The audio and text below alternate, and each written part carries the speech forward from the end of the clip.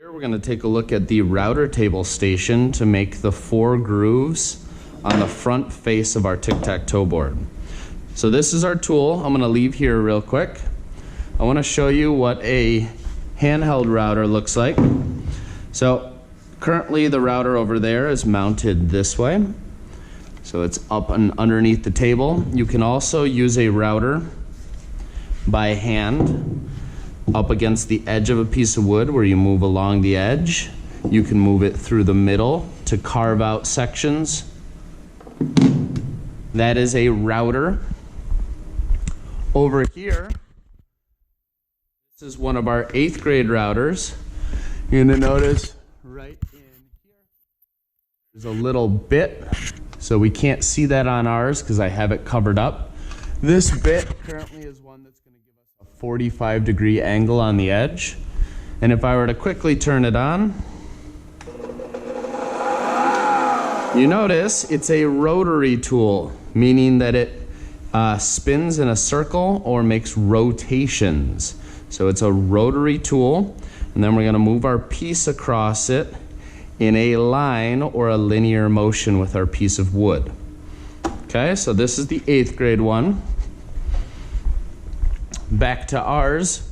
As I said, this is your first time possibly using a router, so I have it covered up so that you can't accidentally touch the router bit.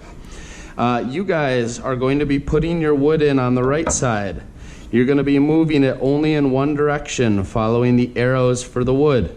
The wood goes through the router, comes back out, and then we bring it over here to do our next pass once we turn it. So looking at our piece of wood, we have to decide which side is the good side that we want to put our grooves on. This is totally up to you. You have to look at them and examine them. Maybe there's a knot in one of the sides that you don't like. Maybe there's some chips or gouges that you want to be the back of your board. If I had to choose, I would say this is my good side.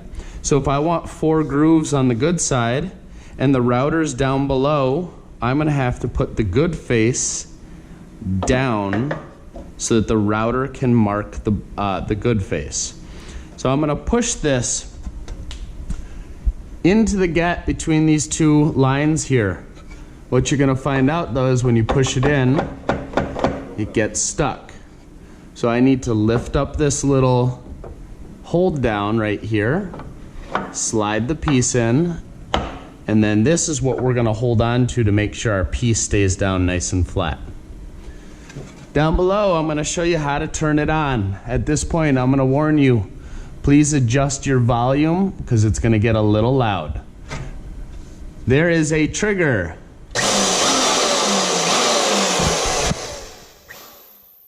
Now, I don't want to have to hold that trigger the entire time, so over here, there is a button that can hold that trigger in once I push it. So I'm going to go trigger, button, and then I'm going to pop the trigger to make that button come out when I want to turn it off. So let me show you this. Again, be ready with your volume.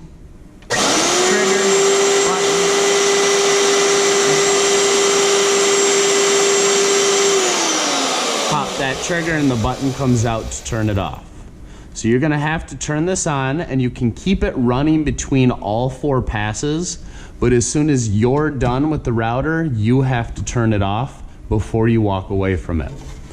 So I have my piece in, good side down. I'm going to turn this on. I'm going to center my body. I want to make sure that I am moving from my right side to my left side. I don't want to start over here and then find out as I go through that I'm lifting and I can't reach the other side. So center your body. I'm going to turn it on, so please beware with the volume, and I'm going to show you a route.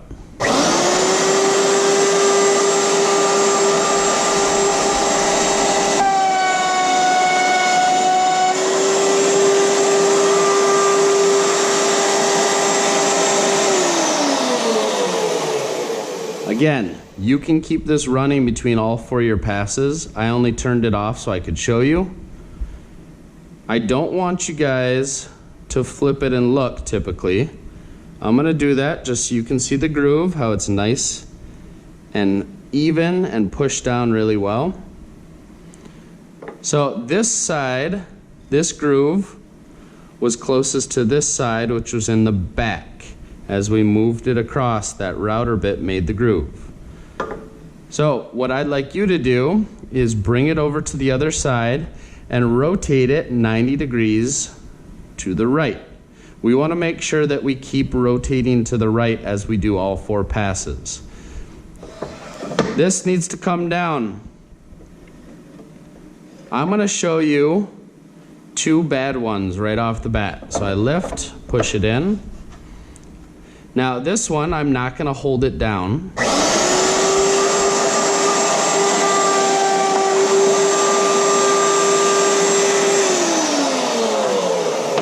I'm going to rotate. This next one, I'm going to start really tight over here, and then as I'm going, I'm going to lift up so you can see what that looks like.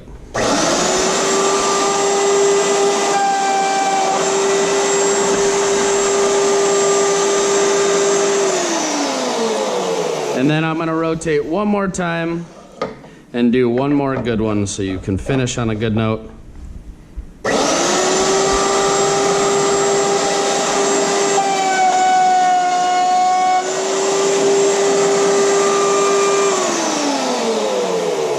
Flipping this over and taking a look here, you're going to see that 2 of these grooves are nice and deep.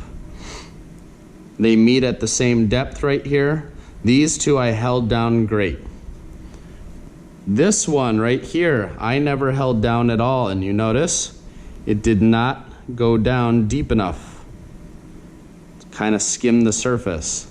And then this one, you'll notice I started deep, and then I lifted off at the end, so it started deeper and then got shallow.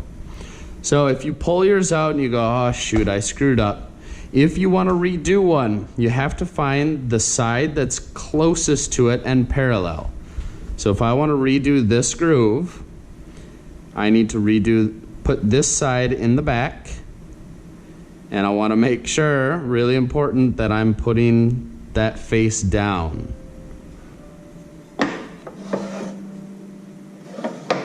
Okay, sliding it in.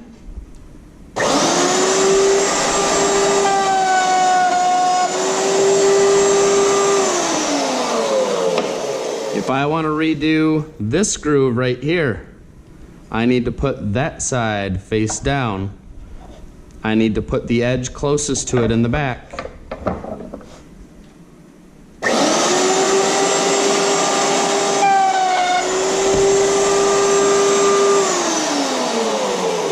And you have just routed your 4 grooves at the router table for one of your stations on the tic-tac-toe.